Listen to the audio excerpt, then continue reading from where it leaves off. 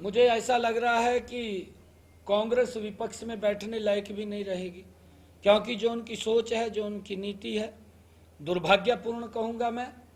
यासीन मलिक जो अलगाववाद का नेता रहा है और जिस व्यक्ति ने जम्मू कश्मीर के अंदर वहाँ के कश्मीरी पंडितों के ऊपर जिस प्रकार का अत्याचार किया है और जिस प्रकार से वो पाकिस्तान की शय के ऊपर भारत में लगातार आतंकवाद फैलाने का काम करता था, वो दुर्भाग्यपूर्ण है कि दिल्ली के अंदर अगर पोस्टर लगते हैं कि कांग्रेस को वोट दें यासीन मलिक की तरफ से, तो ये दुर्भाग्यपूर्ण है कि ये देश डिसाइड करेगा कि क्या करना है क्या नहीं करना।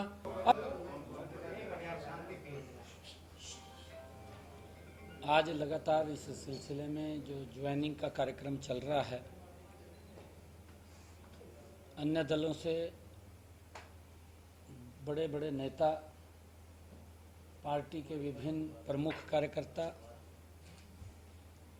और कांग्रेस के जो छोटा कार्यकर्ता भी है, चाहे वो बूथ का कार्यकर्ता है, ऐसे भारी संख्या के अंदर कांग्रेस और अन्य दलों के कार्यकर्ता भारतीय जनता पार्टी को ज्वाइन कर रहे हैं। उसी कड़ी में आज अशोक सेरवाल जी, कुसुम सेरवाल जी और हमारे हरपाल कंबोज जी, सरदार हरपाल सिंह कंबोज जी, आज उन्होंने भी भारतीय जनता पार्टी की सदस्यता ली है और वो जजपा में उच्च पदों के ऊपर रहे हैं। अशोक सेरवाल जी का एक लंबा राजनीतिक जीवन रहा है।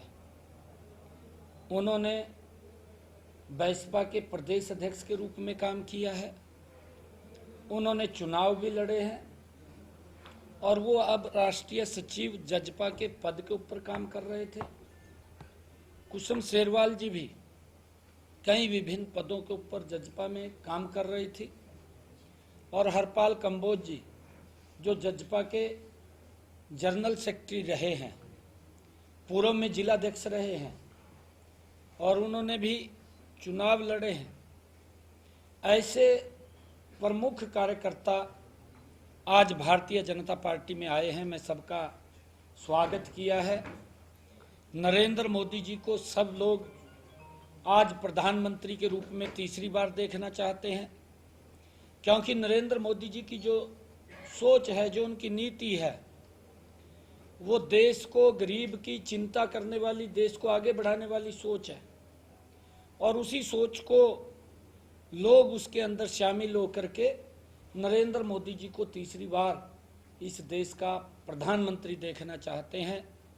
आज देश के 140 करोड़ लोग नरेंद्र मोदी जी से प्रेम करते हैं। जो उन्होंने गरीब के हित में नीतियां चलाई हैं, जो उन्होंने किसान के हित में नीतियां चलाई हैं, जो उन्होंने युवाओं को एक विश्वास उनका जो बढ़ाया है, उनके लिए नीतियां चलाई हैं, महिलाओं को सशक्त करने की जो विभिन्न योजनाएं चला करके महिलाओं को सशक्त और मजबूत करने का काम किया है। आज हर वर्ग, चाहे महिला है, चाहे किसान है, चाहे युवा है और चाहे गरीब है, ऐसे सब लोग नरेंद्र मोदी जी को तीसरी बार प्रधानमंत्री देखना चाहते हैं और लोगों ने ये प्रण भी कर लिया है कि ऐसे व्यक्तित्व के नेतृत्व में ही हम सुरक्षित और आगे बढ़ सकते हैं। तो नरेंद्र मोदी जी को बड़े मैंडेट के साथ तीसरी बार प्रधानमंत्री बनाने का काम देश के लोग कर रहे हैं। आज उसी कड़ी के अंदर अशोक सेरवाल जी और कुसुम सेरवाल जी, सरदार हरपाल सिंह जी कंबोज, आज उन्होंने भारतीय जनता पार्टी की सदस्यता को ग्रहण किया है। मैं सभी का स्वागत करता हूं। देखिए, जजपा कांग्रेस के बड़े नेता आ रहे हैं, INLD के आ रहे हैं और आम आदमी पार्टी के आ रहे हैं, सभी दलों के, क्योंकि लोग देख रहे हैं कि वहां भविष्य नहीं रहा। चाहे कांग्रेस है, कांग्रेस भी जन का विश्वास खो चुकी है, जजपा भी जन का विश्वास खो चुकी है। अब ये अगर इनको रैली करनी पड़ जाए, इनकी रैलियों में अब लोग वो जुट नहीं रहे हैं। और जब जुटते नहीं हैं लोग, तो लोगों के अंदर अविश्वास का भाव इनके प्रति पैदा हुआ है। क्योंकि कांग्रेस के शासन को भी लोगों ने देखा है, और कांग्रेस का शासन लोगों को प्रताड़ित करने वाला शासन था। कांग्रेस का शासन लोगों को गरीबी के नीचे ले जाने वाला शासन था। कांग्रेस का शासन लोगों को लाइन में खड़ा करने वाला शासन था। लोग भूलते नहीं हैं, लोग जानते हैं कि इनके शासन के अंदर किस प्रकार से भ्रष्टाचार होता था। युवाओं के अंदर, युवा भी विश्वास खो चुका था कांग्रेस के समय के अंदर कि नौकरी पढ़ने से नहीं, नौकरी तो किसी चक्कर मुख्यमंत्री के या मंत्री के काटने से मिलेगी। परंतु ये विश्वास भी हमारी सरकार ने युवाओं में दोबारा वो आया है कि ये सरकार ये ईमानदारी से युवाओं को बिना पर्ची बिना खर्ची के रोजगार दे रही है। कांग्रेस के समय में तो पर्ची भी चलती थी, खर्ची भी चलती थी, और युवा विश्वास खो चुका था कि पढ़ने से नौकरी नहीं, पर्ची से और खर्ची से नौकरी मिलेगी। परंतु वो नौकरी ना तो पर्ची से मिलती थी ना खर्ची से मिलती थी। वहाँ पर बड़े बड़े लेन देन होता था, जिसका ज़्यादा लेन देन हो जाता था वही लोग कोई नौकरी लग जाता था। कई बार पैसा भी चला जाता था, नौकरी भी नहीं लगती थी। इस प्रकार का सिस्टम वो कांग्रेस की सरकार के अंदर था। ये बात ये प्रदेश का युवा भी बोल रहा है, और ये बात प्रदेश के युवाओं के माता पिता भी बोल रहे हैं। और आज प्रदेश का युवा ये बात बोलता है कि आज बिना पर्ची के बिना खर्ची के रोजगार मिल रहा है। आज यही बात उन युवाओं के माता पिता भी बोल रहे हैं कि ये सरकार ईमानदारी से बिना पर्ची बिना खर्ची के युवाओं को रोजगार दे रही है। ये विश्वास बढ़ाने का काम ये हमारी सरकार ने। मुझे ऐसा लग रहा है कि कांग्रेस विपक्ष में बैठने लायक भी नहीं रहेगी, क्योंकि जो उनकी सोच है, जो उनकी नीति है, दुर्भाग्यपूर्ण कहूँगा मैं। यासीन मलिक जो अलगाववाद का नेता रहा है, और जिस व्यक्ति ने जम्मू कश्मीर के अंदर वहाँ के कश्मीरी पंडितों के ऊपर जिस प्रकार का अत्याचार किया है, और जिस प्रकार से वो पाकिस्तान की शय के ऊपर भारत में लगातार आतंकवाद फैलाने का काम करता था, वो दुर्भाग्यपूर्ण है कि दिल्ली के अंदर अगर पोस्टर लगते हैं कि कांग्रेस को वोट दें यासीन मलिक की तरफ से, तो ये दुर्भाग्यपूर्ण है कि ये देश डिसाइड करेगा कि क्या करना है क्या नहीं करना। अगर कुछ युवा कोई रास्ता भटकते हैं और वो भारत को तोड़ने की बात जेएनयू में करते हैं, तो ऐसे युवाओं को समर्थन देने का जाकर के उनके स्थान के ऊपर राहुल गांधी जैसा व्यक्तित्व अगर काम करता है, तो देश सब कुछ देख रहा है कि यासीन मलिक पोस्टर लगाता है कांग्रेस की वोट के लिए, उसको भी देश देख रहा है। राहुल गांधी देश तोड़ने वालों के बीच में जाकर के समर्थन करता है, उसको भी देख रहा है। निर्णय देश करेगा। और मुझे तो ऐसा लगता है कि ये लोग विपक्ष में लायक भी नहीं है, जिस प्रकार की इनकी सोच और जिस प्रकार की नीति है। लगातार राहुल गांधी कहें या कल भूपेंद्र सिंह हुड्डा, दीपेंद्र सिंह हुड्डा, उदय भान या पूरे देश भर के अंदर नेता इस तरह का प्रचार कर रहे हैं कि भीमराव अंबेडकर जी का जो बनाया हुआ संविधान है उसको बीजेपी खत्म कर। देखिए, क्योंकि कांग्रेस ने ही संविधान को कमजोर करने का काम किया, संविधान का अपमान करने का काम कांग्रेस ने ही किया। ये पूरे देश ने देखा है, हमने नहीं देखा। अगर उनका प्रधानमंत्री देश का प्रधानमंत्री होता है, अगर वो अपनी कैबिनेट के अंदर कोई बिल पास करता है और उस बिल को वो लोकसभा में लेकर के आता है, तो यही वो राहुल गांधी है जिसको उस बिल को फाड़ करके उसके ऊपर फेंकने का काम करता है। ये लोकतंत्र का भी अपमान था, ये संविधान का भी अपमान था। परंतु आज ना तो संविधान से पिछले 10 वर्षों में छेड़छाड़ हुई है, और ना छेड़छाड़ भारतीय जनता पार्टी कभी करेगी, ना इस प्रकार की सोच रखती है। ये सोच तो कांग्रेस पार्टी रखती है।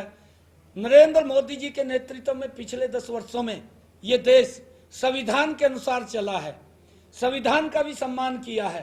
परंतु उसके साथ साथ बाबा भीमराव अंबेडकर, भारत रत्न बाबा भीमराव अंबेडकर, जिसने भारत के को पवित्र संविधान देने का काम किया, उसका भी सम्मान नरेंद्र मोदी जी ने इन 10 वर्षों के अंदर किया है। पूरे देश ने देखा है कि जहां पर उसके 5 स्थान थे, उन 5 स्थानों को तीर्थ, पंच तीर्थ के रूप में विकसित करके डॉक्टर भीमराव अंबेडकर जी को सम्मान देने का काम इन 10 वर्षों के अंदर किया है। और ये देश ये संविधान के अनुसार चल रहा है।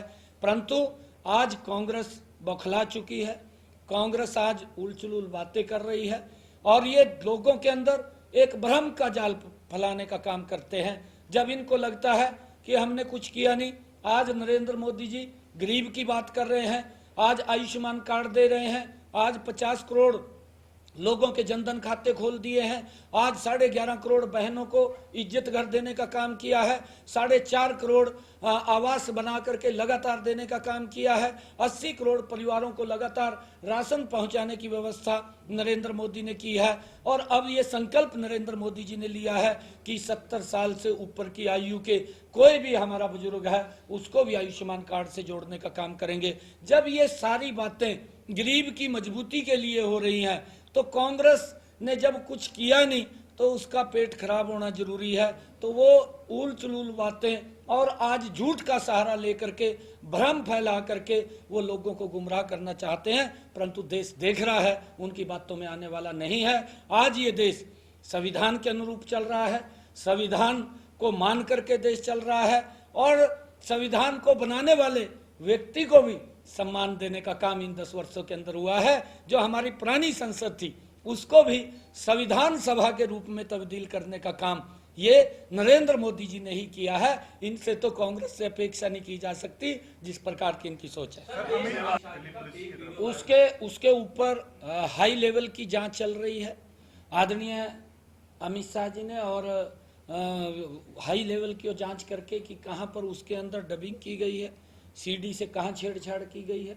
ऐसे किसी भी व्यक्ति को, क्योंकि चुनाव के समय के अंदर कांग्रेस काम तो नहीं कर पाई परंतु झूठ बोल करके वो सत्ता हथियाना चाहती है।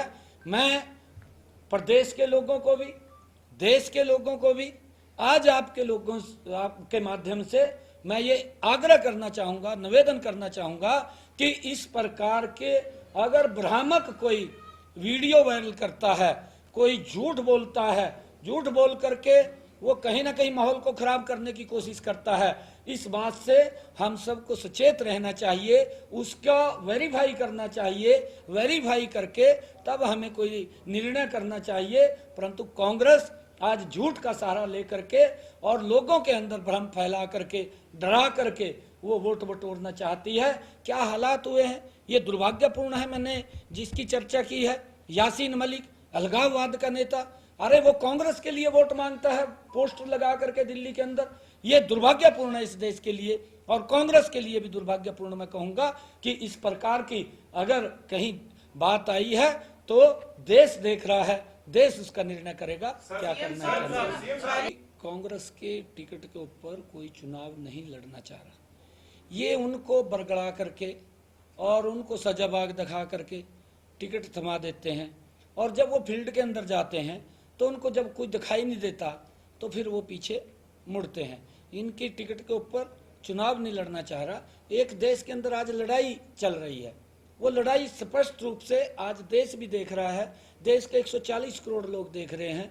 ये जो घमंडिया गठबंधन के लोग इकट्ठे हुए हैं नरेंद्र मोदी जी के प्रति, नरेंद्र मोदी जी इस बात को लेकर के वोट मांग रहे हैं कि हमने देश को बचाना है, और ये घमंडिया गठबंधन के लोग वोट इसलिए मांग रहे हैं कि हमने परिवार को बचाना है। इसके अंदर अंतर है। इन्होंने बड़े बड़े घोटाले किए हैं, इनकी सोच है। आज ये बदनाम करते हैं, कहा ईडी आ गई, ईडी तो थोड़े समय इनके समय में भी आई थी।